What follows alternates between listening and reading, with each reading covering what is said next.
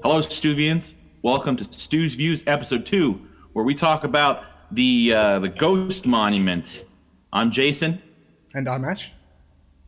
and here we go. Yeah. What'd you think, Ash? I really, really liked it. What about yourself? Loved it. Felt like a return to Doctor Who, man. Yep, I agree wholeheartedly. Um, Let's preface this by saying we have not talked about this yet. No, we have not haven't. covered anything. No, We've been very good about not talking about it. So everything we're talking about is going to be on air right now. Yes, indeed. So let's maybe start right at the beginning. What did you think of the new intro? All right. The intro. You can give a bit of backstory behind it as well if you want. Yeah. I'm definitely going to go into that. That's my favorite thing about it. Yeah. The new intro.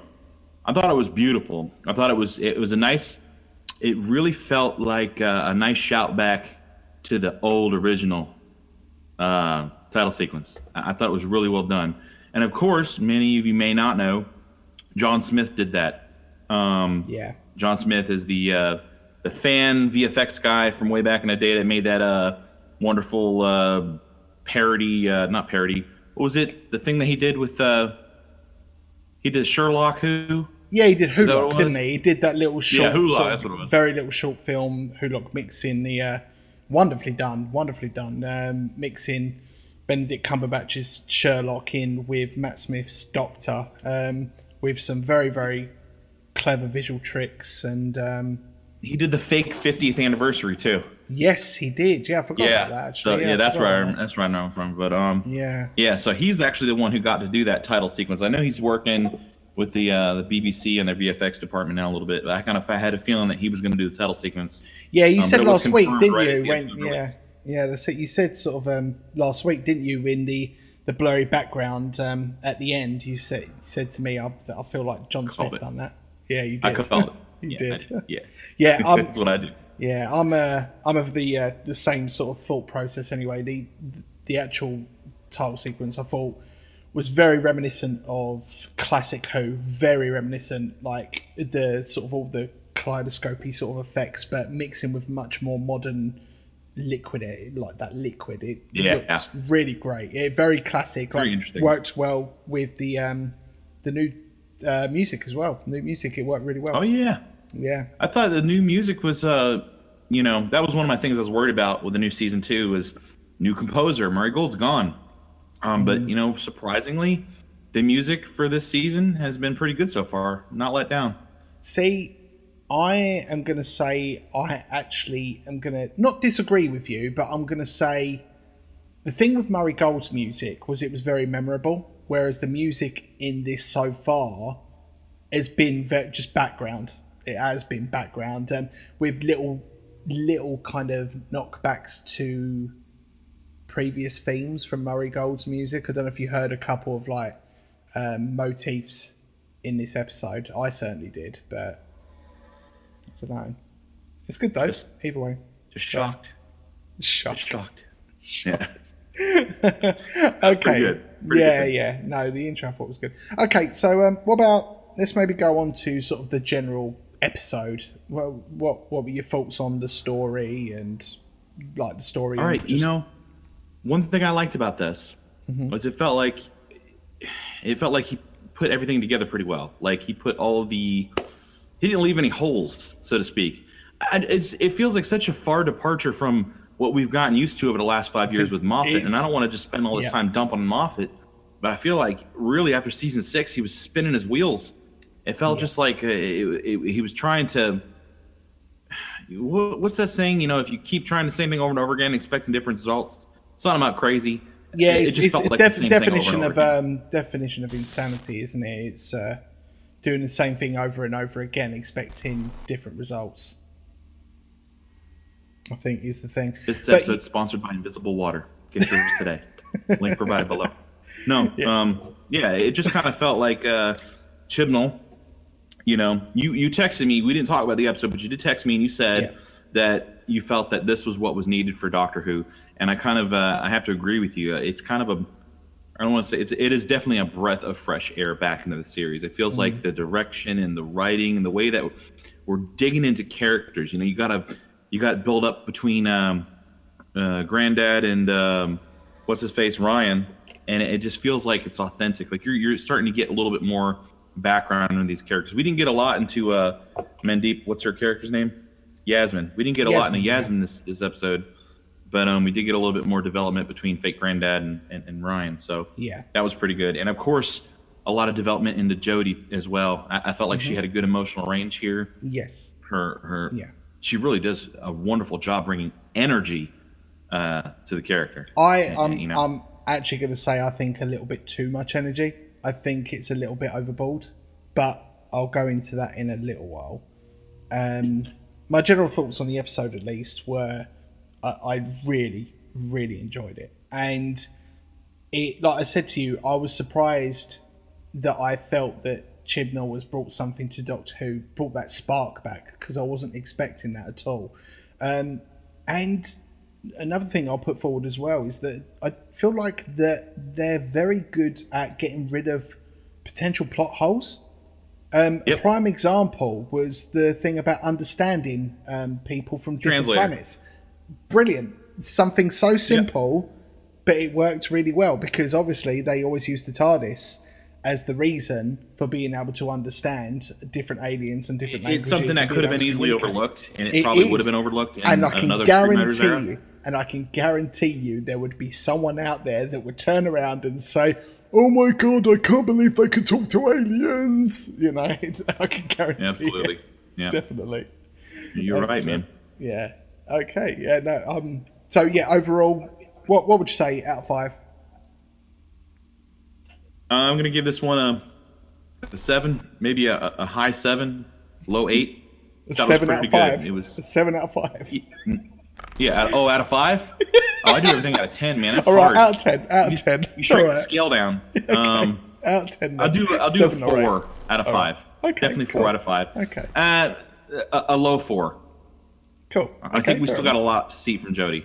Yes, of course. Speaking of Jodie, what were your thoughts? I know you've already touched on it a little bit, but what were your thoughts about her interaction, her general dialogue, her character? Sort of any particular specifics that caught your eye? I felt like she does, and I wonder if this is a Chibnall thing.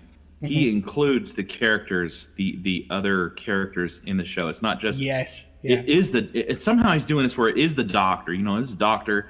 She's badass and she's super intelligent and she does not lose that limelight. But it's not giving it away to the other characters either. But they're helping a lot. Yeah. Like the bit with the spoiler cigar. You know what I mean? And she was calling on everybody to do something. I felt like that was really something we haven't seen from Doctor Who. Yes, definitely. I don't recall ever really seeing it as much as we're seeing it. Do you know what? It's funny you say that, because this is actually something that I am really enjoying. And I said this last week, didn't I? The fact that the Doctor was very commanding of everyone. Saying, you do this, you do that. But it seems like everybody has a role. There's not anyone there that's just there. Everyone is there for a reason. They're just standing there when the Doctor's making her moment. You know, she's a robot. It's like she actively tries to include other people. You know, and I think it's brilliant. I think it's brilliant. Yep. Yeah, it's I am really liking her as a Doctor. There's a lot about her that I do enjoy, but I'll touch on what I said previously. I do find she is a little bit overboard at times. I think it might be Jodie. I've noticed that watching a couple of interviews.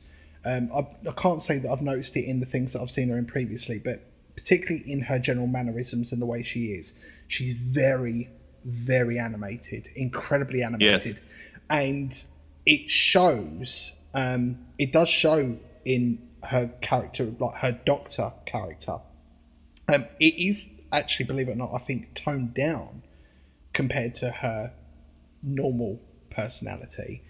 But at the same time, I do find it a little bit too much. The only part that I felt that was kind of overdone, and it was because it was repetitious in the screenshots, was the part where she's hitting the sonic screwdriver on the doors.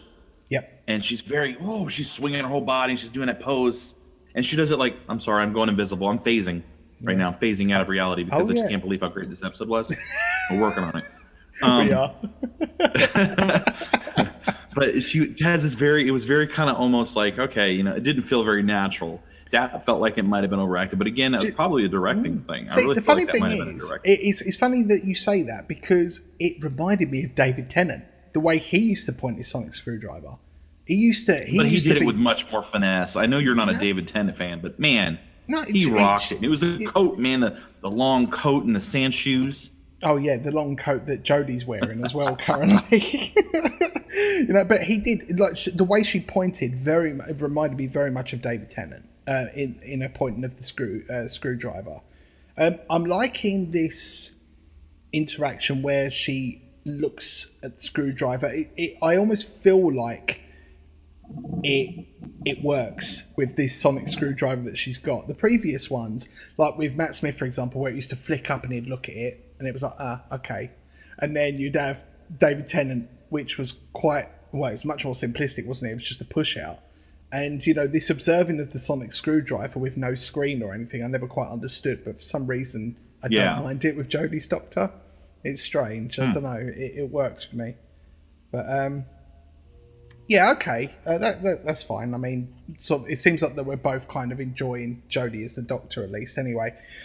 So we've touched on it a little bit, but what about, sort of the interactions with companions? Let's maybe go into a little bit more specifics. What'd you think of Ryan spazzing out with the gun, man? Do you know what? I forgot about it, but I adored that scene so much, where he's like, I'm a Call of Duty fan, this is what I've lived for, or whatever, and just goes out, shoots everything, runs back, and the Doctor was like, see, what did I tell you? It didn't work out for you. And then again, right there, it was an opportunity for the Doctor to be like, I'm a badass. Yep, here we go. Yep. I love that. Yeah, that was really cool. Great. Yeah, it was really good. Yeah, okay. Let's go a bit more specific. So, what about Ryan in general? What are your thoughts on Ryan in general in this episode and his character so far? I don't really have too much of an opinion to render right now. Okay. I still think we have a lot of character development. There has been a little bit of an exchange between Fake Granddad and Ryan, but yeah, I don't feel like there's been a lot of we need to touch on it. Really? Okay, that's fair enough. So, do you think that? Let's maybe say, do you think that the interactions between the two is going to be the strongest point in their character development, or do you think that they're going to develop a bit more individually overall? Yeah, they're going to have to. Yeah. I mean, it's a great opportunity. Character development is going to make this series, I think, because we're not going to have a big arc. I feel like. Yeah, but you say good that. About this series. Sorry to interrupt. I want to quickly say this while I'm on it. One thing that I did find quite interesting and does touch on a little bit on what we spoke about previously was the fact that they brought back the race that was in the first episode. Like Stanza. They mentioned it, and I thought that was really interesting because they go on about not having arcs, but it seems really odd that was touched on after the first episode. Don't you think? Maybe we're not going to have an arc. That's what I was thinking. Maybe it's not going to be like an arc, like a big quote-unquote river song reveal. It's going to be like a continuation story. Like you're going to pick up right where you left off, which is what they did from the last episode to this episode. Mm-hmm. And I think that's my favorite thing. Like when I say arcs, like I was advocating, big arcs. The thing I love about it is they call back to previous episodes. Yeah. You know what I mean? Like it's not like a big reset button was hit and everything's kind of like, oh, hey, here we go, new chapter. And the things that happen in these episodes are going to carry forward and enhance the story and make it that much more impactful when we get to the end of we got 8 more episodes. Yep. Yeah. Yeah. I mean, overall, I think I'll do a quick touch over sort of everyone, but Ryan, I thought, was done subtly but cleverly in the essence of bringing up his dyspraxia subtly. The fact with the ladder climbing, I thought that was done very well. It didn't feel as in your face as what's her name? No. I'm blanking on everything right now. Who are you talking about? Companion or? Yeah, companion. Last season. Bill. Oh, Bill. Yeah. It didn't feel as in your face as they were making Bill's. Okay, yeah. Well, with regards to her sexuality, you mean? Correct. Yeah. Okay, that's fair. But Yes, that's right. It does, everything does seem a lot more subtle in that area. The relationship between Ryan and Fake Grandad, I think, progressed well enough. I think it was done fine. It was touched on briefly enough there. One thing I will say a little bit is that I do find that the companions are actually quite calm, considering Yes. that they're on another planet. They were Right.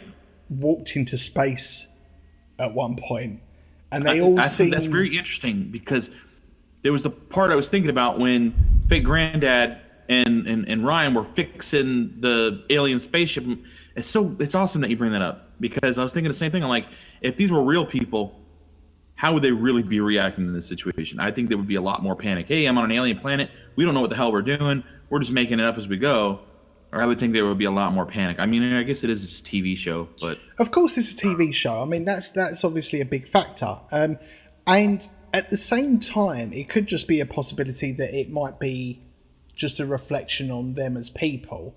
That maybe they feel reassured around the Doctor because you find they seem very, very calm around her, even when things are going well or going crazy, badly. yeah. Going absolutely crazy, yeah. They seem quite calm, and I don't mind that. I don't mind the fact that they're not freaking out. Yeah, I think it's okay. I think it works. Okay. Yeah, I think it does. Okay. What about these characters? Let's get their names: Epzo and Angstrom. Angstrom, wasn't it? Yeah, I think it was Sean Dooley, I think his name is, and was it Susan Lynch? I think they're their names. Is that right? Yep, Susan Lynch, Sean Dooley. Yep. Okay. Well, Sean Dooley, I've seen them both in things before. Sean Dooley, I've seen, I think, more times, and I've seen him in serious roles and in comedy roles, and I think he's great. I think he does a really good job. He plays the hole very well in this episode. Yep. I think. What about the sort of the characters in relation to their goals in this episode? Do you think it was portrayed well? Do you think they interacted well? Yeah, they actually did pretty good, especially with what was her name, Angstrom. She sorry, I just can't. Yeah, I know. I can't. I felt like there was a good development back there, and they didn't really make it clear who was killing or cleansing, quote unquote, until later. Which I'm not, to be honest with you, bouncing back on this topic real quick. I don't know how I feel about the Stenza being, kind of like this big thing, but I guess we'll go with it. But they did a good job. She did a good job at portraying that there was serious consequences to why they were doing this, and you could see why there would be desperation enough for her to want to do what she's doing. Most definitely. You know what I mean? Like, if you're in a bad enough situation, this is your best chance out. You go for it. You know what I mean? That was believable to me. Yeah. So I thought she did a great job with that. Yeah. Go on. Yeah. Sorry. Go ahead. No. I was just going to say. I was going to say that I agree with you, and I was going to say that Epso, Sean Dooley's character, I felt had that element as well in his story. The fact that he doesn't trust anybody, and him being able to complete that would mean that he would be able to just rely on himself and nobody else for the rest of his life. I think that works well enough for me, at least. Yeah. Sorry, what was you going to say before I rudely interrupted him? I don't remember. I have a very short memory. Well, I'm just here. Where am I? What are we doing here? What's happening? I don't know. I don't know how we ended up with this TARDIS anyway, at least. So there we go. But, okay, so hey, overall, this scene right here. Where is it? Right here? Am I? Oh, my finger. My spatial awareness is terrible. It's somewhere around here. Yeah, anyway, is this the part where they were saying let's get a shift on? Is that what's going on? What does that mean? Get a shift on. It's a British term. It's like shift it. Shift it means get a move. Like go quickly. Let's get a shift on. It's not a correct use. I would say personally. I would never say let's get a shift on. I would say shift it. You know, say, you know, Shift if someone's taking their time, I'd be like, shift it. Come on. Okay. I would say it's more Thanks of a for clearing that classic. up. Yeah, you're welcome. I would say it's more of a classic term. I wouldn't necessarily use that as much nowadays. Comments below if people still use the term shift it or get a shift on. I'd be intrigued to see if any of our British viewers use the terms. Yeah, overall, I think the sort of the episode sort of characters were fine. I thought they worked really well. The planet was cool. The robots were cool. Yeah, it's good enough for me. Yeah. So- I felt like everything flowed well. That flows into our next topic. Check this out. Cinematography. Yes, this is a good, interesting topic. They are definitely going a lot more epic. They do need to tone down on the flares. It's making it look amateur. Well, you're not liking the old J.J. Abrams. The flares are like outrageous. I just think the flares are making it look a little too amateur. Yeah, maybe not. Yeah. I mean, what about the fact that the planet had 3 suns? Cool. Yeah, but I mean, flares. It's not surprising there were so many with 3 suns. At Star Wars, and see that first scene when Luke is standing out in the desert field and you see 2 suns in the sky. There's no dramatic flares, and it looks real. It looks real. Don't give me that face. What the hell is that? It does. It looks good. Yeah, it does. It does. You're right. It does. Okay, that's fine. You know, there's nothing. One thing I will say about the cinematography. Doctor Who has always had, particularly like obviously, well, no, actually, all the time, special effects and visual effects have never been Doctor Who's strongest point, have they? However, this series, I can honestly say, there's not been one part or visual effects that I've looked at and thought that looks bad. Not a single part. Even the ship crash. The ship crash looked amazing. I was seeing a lot of processing. Like, I don't know. I just felt. I don't know. Maybe I'm wrong. I have to look at it again. My first impression was like there was bits where they were walking on the planet, and I could really feel like they weren't there. Really? And then there was bits like when the tent disappeared from around them. I'm just saying, maybe I'm just being too picky, but yeah, maybe. This is my first impression. I mean, no, it looked good in the end. I'm not saying I could do better, but it felt like.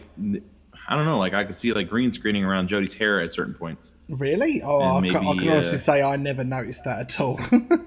I mean, it could be a possibility that it was just I was engrossed in what I was watching, but I don't know. It's the glasses. I see everything. Yeah, maybe. I honestly think it's looked bloody good. I genuinely do. It's like I said, it's looking better than it has in the past. I'll give you that. I can't knock it. You know. The environment around them felt very vast. It felt very authentic. I don't know if they actually filmed on location somewhere. I don't think so. It did look alien to me. So yeah, I don't know. I can't imagine that was all done on a green screen. Surely. Yeah, I can't imagine it was all done on a green screen. No, I doubt it. I think a lot of it was, man. Yeah, there was definitely parts that were. You know, you'd have to. In the environments that they were, but I don't think it was that much. But I mean, I could be wrong. Overall thoughts on where we're going so far?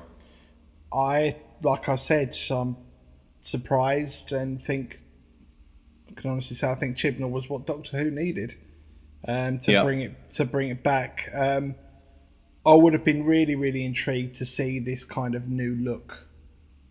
And this new feel with Capaldi as well. Just because I love Capaldi and I miss him. I could harp on Capaldi and what happened with Capaldi. I know that Capaldi was the Doctor, man. I just felt like the clock had run out on Stephen Moffat. I mean, if I look back, if I'm not mistaken, I think a lot of the stories weren't even written with Moffat. Like, he just kind of wasn't involved. He was like, I think he was already checked out at that point. Yeah, he was more. You know what I mean? He did a couple. Didn't he do the Like the couple of the more bigger ones in the later sort of Capaldi, like Heaven Sent and stuff. Was that him? Yes, and I mean, you can't knock those episodes at all, man. They were wonderful. But Yeah, overall, I felt like he got the short end of the stick where he shouldn't have. Man, he really shouldn't have. yeah, agreed. The writing was a lot weaker going towards the end. There was a lot of things that just didn't line up right, and Yeah, I mean, didn't feel authentic. And I liked the series with Bill overall. I thought it was done well. I just think, I don't know. I almost feel that Capaldi just didn't get a true opportunity. I don't feel that the fans jumped on him that well. There were people that loved him, but I do feel that he was kind of almost doomed from the start, you know? I really do. To get all gloomy at this point, but there you go. Well, I'll tell you, I feel like the direction we're headed in with this series is really good and promising. Yeah. I hope it doesn't harp too much on. Excuse me. Hope it doesn't harp too much on the Stenza. Excuse me. Because I'm not a really big fan of that alien, but it is what it is. I haven't seen all the pieces put into play yet, so yeah, I'm not sure what's going to happen with that. It could be a possibility that particular, like Tim Shaw, wasn't the best representation of what that race could be. Because remember, he was portrayed as a coward in episode 1. He was cheating. Right. So the Stenza itself could potentially be quite a menacing race. You're saying, have faith in Chibnall? I am going to say, have a bit of faith and see what happens. Mainly just because... So far, he's 2-0, so... Yeah, it's been good. I can't knock it at all. Yeah, hey, what about the line? When she's getting the TARDIS back and she's got the sonic screwdriver and she's saying, "Come to daddy," or Mommy. Oh, yeah! Yeah, I really laughed at that. Yeah, I was in tears, man. She was like, "Come to daddy." I mean, Mommy? I was in tears. It was played great. Out so well. Yeah. It really did. That's another thing as well. I will point out is that I love how they haven't made a big deal out of the change. They just had these little nuggets that say, "I'm a woman now," and that was like, "Come to daddy." I mean, Mummy. And right. Another line I liked as well was she's like, I seem to have lost my key. Like, she's talking to the TARDIS. It's like, I'm afraid I've lost my key, and it opens up. She's like, Jodie makes the relationship between the Doctor and the TARDIS really authentic in how traumatized she was at the idea of losing her TARDIS in the first episode to the reuniting with the TARDIS when she got there, going inside and, I felt the connection, even down to the custard cream that popped out of the TARDIS at the end, the custard cream biscuit or cookie, as you would say. Yeah, that's pretty funny. Yeah, I thought it was quite cute. What about? Well, before we sort of finish off, what about the TARDIS? Do you like the look? Can I say maybe? I mean, it's. Listen, man, I'm in love with this TARDIS. This TARDIS is my favorite TARDIS in the series ever. I have a lot of affection for it. I have to let the other one grow on me first. And I was looking around after I watched the episode, and what I'm understanding is the TARDIS doesn't even have a rotor, and I might have missed that. Maybe if somebody else caught the rotor, they can let me know in the comments and shoot me a link. But I didn't see a time rotor on there, which was kind of weird to me. But I did like the little spinny TARDIS thing. It's pretty cool. Yeah. So yeah, I mean, overall, one thing that sort of really did strike me, and I loved, was the fact that it screamed classic TARDIS. Very classic. One floor, circle, like sort of background, like sort of room, and console in the middle, and that's it. I like that. I don't like all this fancy pantsy sort of stuff. I mean, don't get me wrong. As much as I love knock this, it off. As much as I love this, This TARDIS is a beautiful TARDIS. Yeah. Don't knock it. I'm not knocking it. I'm just saying I prefer classic TARDIS. It I'm doesn't need to watching be you, fancy. buddy. I am mean, watching you. I don't mean to be funny, but look, let's take this for example. Yeah, sort of back here. Yeah, okay. Look, the Doctor goes all around time and space, can go and visit wherever he wants, go wherever he wants. When is he going to have time to read a bloody book? Man, he sat there with Missy for 900 years or something, locked in a friggin' safe. You know, he has books, man. Maybe he just wanted to keep books in the console room because he could do research and stuff. He knows everything, though. Well, you know, what about in an emergency, okay? You know, he's got to save all of time and space, and he needs to find a book. Bubble bath. He's got to have a bubble bath and read No, he his just 50 needs a book, Shades of and there's Grey. books. There's books all back here. We're good. Yeah, We're what good. books is he going to read? Plus, he's got handles over there. And plus, don't you think that sort of Gallifrey is advanced enough to not have paperback anymore as well? Hey, man, the Doctor told you that books are the most powerful tool in the universe. Yeah, he would say that. He's appealing to did. children. He's not going to turn around and say, hey, cannabis is cool to smoke, is he? Man, you knocking books, man. You knocking the tarts, you knocking books. What is going on with you? I can't deal with you today. I'm not knocking books. I'm just saying I don't understand why the Doctor would read them. Why read about like Julius Caesar when he could just go back and meet him? You know. Fair enough. What are your thoughts? You know, what were your thoughts on the episode? Do you still like Jodie? Do you like the companions? Do you like books? Do you think the Doctor likes books? Let us know in the comments below. Jesus, can't deal with this. What kind of books do you think the Doctor reads, if he does at all? Or do you think it's all for show so he looks smarter than he is, even though he's already smart, I suppose? I don't know. But yeah, let us know, guys. Thanks for watching Stu's Views. We will be back again next week. We are potentially going to look at doing the episode live next week. So if you fancy it, we will hit you up with a time. And we can maybe do a bit of Q&A and we can get some input from people as they watch at the same time. So any final thoughts, Jay, before we go? Nope. No? All good? I'm very happy about the Doctor Who, and I'm happy that it seems like we're going in a great direction again. I'm so excited. Yep, I wholeheartedly agree. Well, thanks again for watching, guys. This is Jason, and I am Ash, and we shall see you next week. Don't forget to subscribe to the official Dr. Stu YouTube channel.